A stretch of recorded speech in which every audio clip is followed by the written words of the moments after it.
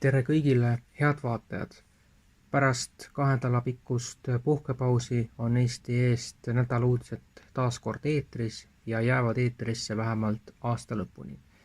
Ja ühtlasi siis meil on 110. saade, vaatame, mis lõppnädalal kõige olulisem oli. Mitmed Taani emigreerunud Hollandi põllumehed on häirekella löönud. Pärast kliimasõbraliku söödalisandi Bovaeri kasutuselevõttu on arvukalt lehmi haigestunud. Mõned on isegi surnud.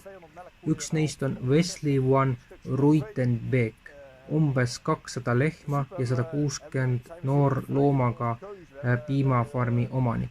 Alates 6. oktoobrist on ta, nagu paljud teisedki põllumehed, söötnud oma veiseid Bovaeriga, mis on Euroopa Liidu rahastatud toode veiste metaani heitmete vähendamiseks. Aga kõigest mõne päeva pärast algas õudusunenägu. Vaid nädala pärast tekkis paljudel tema loomadel mastiit. Alguses ei kahtlustanud Wesley uue söödalisandiga mingit seost, kuid umbes 10 päeva pärast oli haigestunud peaaegu iga 6. loom. 200 lehmast 31 oli ootamatult haiguslehel. Minu silmis pole see normaalne ja mitte ka veterinaari ega minu söödakonsultandi silmis, ütleb farmer René Spang-Jürgenseni Lille Hjalper avaldatud videos. Saksamaa kantsleri jaoks järgneb üks tippkohtumine teisele.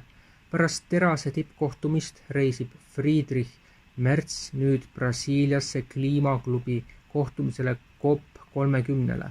Seal püüavad osalejad oma konstruktsiooni nähtavaid pragusid tuttava kliimapaanikaga varjata.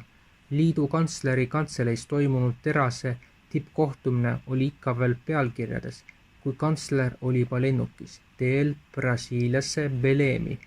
COP30 toimub nendel päevadel Brasiilia presidendi Luis Inácio Lula da Silva juhtimisel.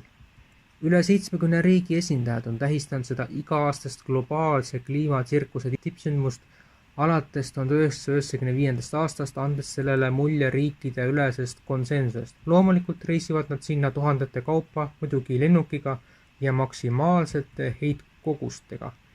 Keegi ei loobu vabatahtlikult iga-aastast kliimakaalast. Mõni tonn CO2 ei muuda tegelikult suurt midagi. Lõppude lõpuks, nagu asjatundjad teavad, on planeet juba põlemas ja võitlus elamiskõlbliku maa eest on sisuliselt kaotatud.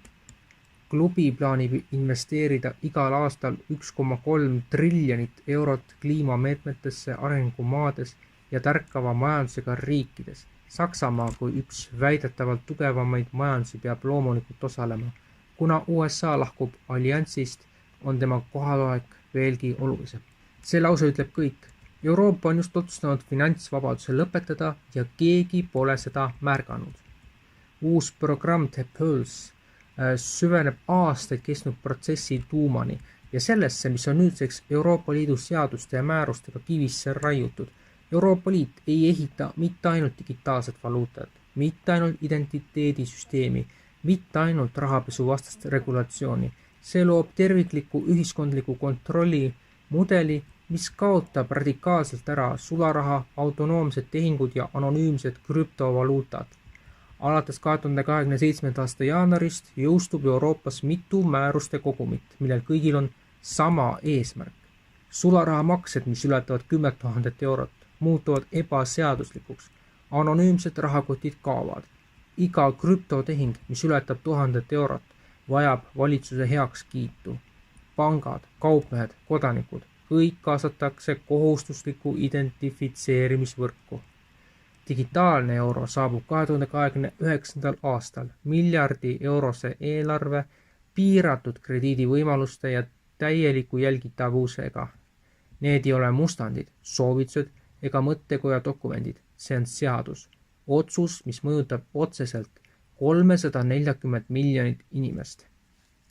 Meiepoolne kommentaar on selline, et kui sellele täna keegi vastu ei astu, see on minu isiklik rõhutus ja ma räägin seda, mis on teada, siis sellesse süsteemi sisse minemine lõpeb paljudele, kui mitte praktiliselt kõikidele suure kaotuse ja kodudest ilma jäämisega. Kuid sellele vastust ei anta, on tagajärjed karmid. Sundüürnike pikett Toompeal leidis aset 11. novembril ja teiste hulgas võtsid sõna Marika Tuus-Laul ja Plaan B ümarlaua liige Mario Maripuu. Me vahendame sellest piketist paari sõnavõttu siis lühendatud kujul ja kuulakem siis, mis inimestel öelda on. Ja teine küsimus. Alati küsitakse, et miks sundüürnik, et miks mitte üürnik või isegi et eelisüürnik. Aga sellepärast, et me ei ole mitte keegi ju ise oma saatust valinud. Meid on sunniviisiliselt riigi, oma riigi poliitilise otsusega, mitte võõrriigi, vaid Eesti riigi, vaba Eesti riigi küsimus on see olnud ja neid on välja tõstetud majadest riigi poliitilise otsusega. Ja mitte kuskilt me pole aastakümneid absoluutselt abi saanud. Kahjuks on see niimoodi. Täna aga on olukord veelgi traagilisem, sest ülekohtu all kannatavad inimesed ei pea enam vaatama Moskva poole, vaid omaenda riigi poole, Eesti Vabariigi poole, mis on justkui Nõukogude Liiduga kohad vahetanud. See on valus tõdemus, aga see on tõsi. Ja mis kõige kurvem, riik on hakanud probleemi eitama. Riik ei taha tunnistada, et viga on tehtud. Riik ei taha näha inimesi, kelle elu on selle vea tõttu rikutud. Riik hoiab eemale, vaikib ja loeb aega, nagu kõik laheneks ise. Aga 30 aastat ei ole midagi lahendanud. Head inimesed, need, kes on selle ebaõigluse all kannatanud, on täna seisus, kus tuleb öelda, kas nüüd või mitte kunagi. Meie, plaan B, ütleme selgelt. See probleem tuleb lahendada riigi tasandil. Kui me tahame, et Eestil oleks tõeliselt õigusriik, siis peab riik taastama usalduse iseenda vastu. Õigus ja õiglus peavad olema mitte ainult sõnades, vaid ka tegudes. See tähendab, et Eesti Vabariik peab naasma esialgsete lubaduste juurde ja täitma need täies ulatuses. See tähendab, et inimestel tuleb anda vastus samaväärne elamine, mis neil kunagi võõrandati, või maksta õiglane hüvitis vastavalt tänasele turuväärtusele. Jätkame saadet. Alati on kõige ilmsemad küsimused, mis kõige ägedamalt maha surutakse. Üks viimase 30 aasta kõige tabuteemalisemaid küsimusi on, mis on need jooned taevas, mis reaktiivlennukite järel looklevad. Mõned nimetavad neid keemiaradadeks ja väidavad, et USA valitsus pritsib elanikkonna peale mürki. Selliseid inimesi peetakse hulluks. Wikipedia nimetab neid vandenõuteoreetikuteks nagu ka iga uudisteagentuur. Aga jäljed on ikkagi olemas ja see ei saa kindlasti olla veeaur, sest see nii ei käitu. Dane Wigington vastab selgelt, see on pihustatud osakeste hajumine. See pole teooria. Meil on lähivõtteid KC10, KC135 ja C17 Globe Masterist. Nähtavate düüsidega, mis lülitavad hajumise sisse ja välja. See ei ole kondensatsioon. Wigington selgitab, et geoengineeringwatch.org kasutas NOAA lendavat laborit, mille proovid Rensselaer Polütehnilises instituudis kinnitasid. Alumiiniumi nanoosakesed, biosaadavus, vaba alumiinium, mürgine kogu elule. Wigington. Tavaliselt kondensjäägid hajuvad kiiresti. Hingamiskondensaat ei moodusta pea kohal pilve. Autode heitgaasid ei moodusta maantee kohale. Kondensatsioon ei käitu nii. Tema isiklik pöördepunkt. Tema enda elektrivõrgust sõltumatu maja kaotas teatud päevadel kuni 70% oma päikeseenergiast osakeste tõttu. Vihmavee tase tõusis 18 kuuga 7 ppb, alumiiniumi sisalduselt üle 3450 ppb-ni. MM2VR avaldas need uuringud ja väitis, et enamik SARS-CoV-2 nakkuse tagajärjel surnud inimesest olid vaktsineerimata. Olen sellest varem kirjutanud, nagu ka Norman Fenton ja teised, ja selle all pean silmas vaktsineerimata isikute ekslikku liigitamist, mis näeb välja selline. See on tõeliselt ebaaus. ja uskumatult segane. Lugege seda 2 korda või isegi 3 korda. Vaktsineerimata isikutele manustati annuseid. Vaktsineerimata vähem kui 14 päeva pärast 2-annuselise vaktsineerimiskuuri esimese annuse või 1-kordse annusega vaktsiini saamist. Kas saate aru, mida nad siin tegid? Nii näevad välja nende andmed SARS-CoV-2 nakkusega seotud haiglaravi kohta, nagu on esitatud selle uskumatult keerulise vaktsineerimata definitsiooni abil. Hiljuti ajakirjas Journal of Death and Dying avaldatud uuringus kirjeldatakse, kuidas Kanada saaks järgmise 2 aastakümne jooksul tervishoius suuri summasid kokku hoida. Analüüsi kohaselt võiks valitsus aastatel 2027 kuni 2047 kokku hoida kuni $1,2 triljonit. Kuidas?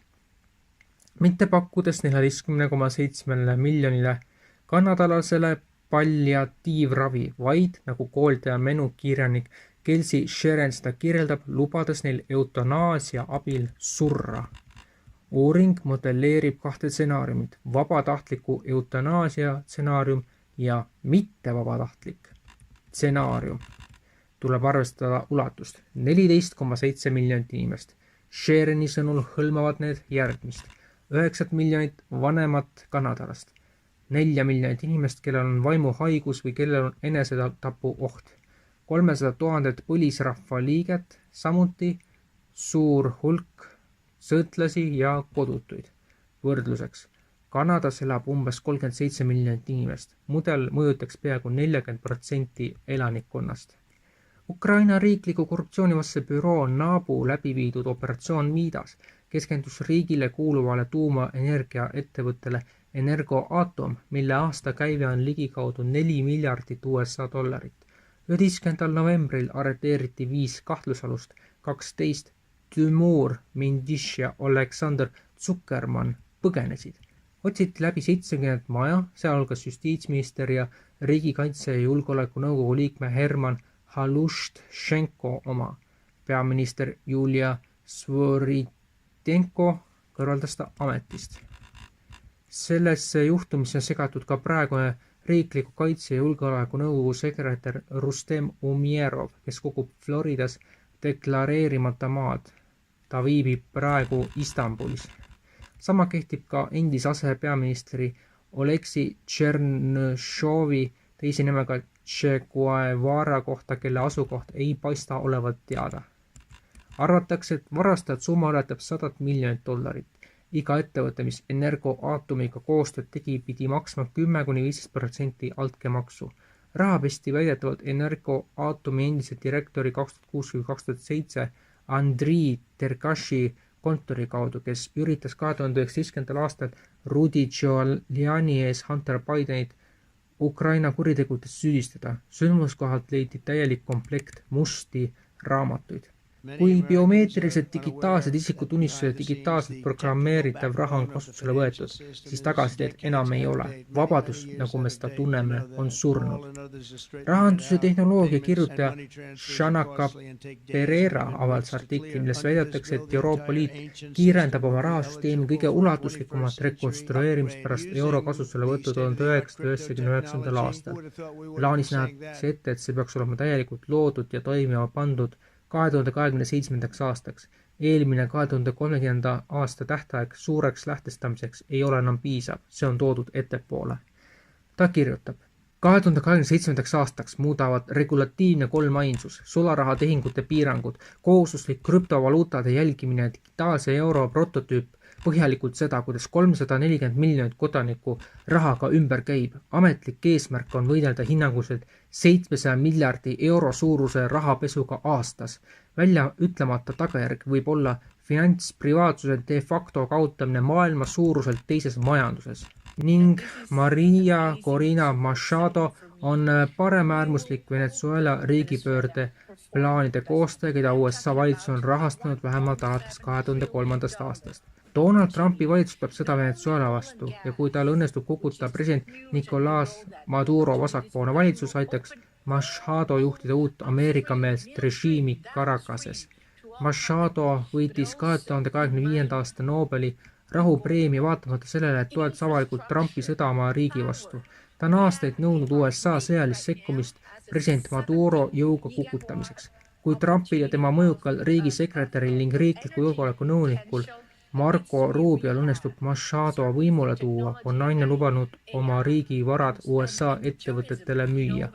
Machado selgitas uhkusega Miamis, Floridas toimunud USA ärijuhtide grupile, et ta plaanib massiivset erastamisprogrammi, mis pakuks $1,7 triljoni suurust võimalust Venezuela nafta, maagaasi, infrastruktuuri, kulla ja muude mineraalide kaevandamiseks. Eesti Eest portaal saab olla tsensuurivaba ja täiesti sõltumatu ainult, kui toetate meid pisikese toetusega. Toeta eestiest.com Mihkel Johannes Paimla EE 4077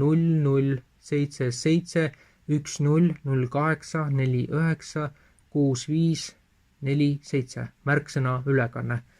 Ülekande tegemise võimalusi saate näha saate alguspooles jooksvates tiitrites ja ka päris lõpus olevates tiitrites. Selline siis sai meie uudistesaade, mis oli tavapärasest pikem. Ka järgmine nädal on uudiseid rohkem, aga edasi vastavalt vajadusele. Aitäh, kes meid toetavad ja nüüd viimastel päevadel on ka toetanud ja kohtumiseni siis 23. novembril ehk siis juba nädala pärast. Kõike head!